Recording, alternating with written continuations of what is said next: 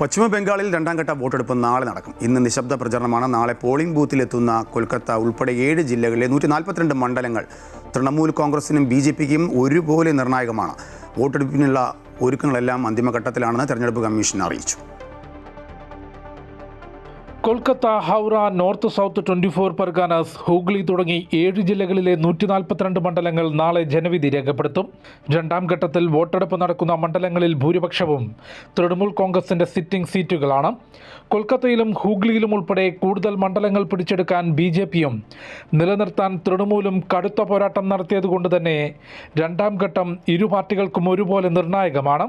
അടിസ്ഥാന സൗകര്യ വികസനത്തിന് പുറമെ SIR, വനിതാ സംവരണം, അനധികൃത കുടിയേറ്റം തുടങ്ങിയ വിഷയങ്ങളിൽ ചൂടേറിയ വാദപ്രതിവാദമാണ് പരസ്യപ്രചാരണത്തിന്റെ അവസാന മണിക്കൂറിലും കാണാനായത്. മുഖ്യമന്ത്രി മമതാ ബാനർജി, പ്രതിപക്ഷ നേതാവ് സുവേന്ദു അധികാരി തുടങ്ങിയ പ്രമുഖർ രണ്ടാം ഘട്ടത്തിൽ ജനവിധി തേടുന്നുണ്ട്. വോട്ടെടുപ്പിനുള്ള ഒരുക്കങ്ങൾ അവസാന ഘട്ടത്തിലാണെന്ന് തിരഞ്ഞെടുപ്പ് കമ്മീഷൻ അറിയിച്ചു. ആദ്യഘട്ടത്തിൽ മുർഷിദാബാദ് ഉൾപ്പെടെയുള്ള സ്ഥലങ്ങളിൽ സംഘർഷം റിപ്പോർട്ട് ചെയ്തതിനാൽ കൂടുതൽ കേന്ദ്രസേനയെ വിന്യസിച്ച് സുരക്ഷ ശക്തമാക്കിയിട്ടുണ്ട്.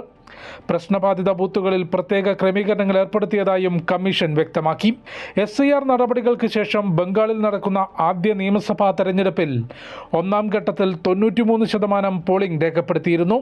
അമൃത ന്യൂസ്, ന്യൂഡൽഹി.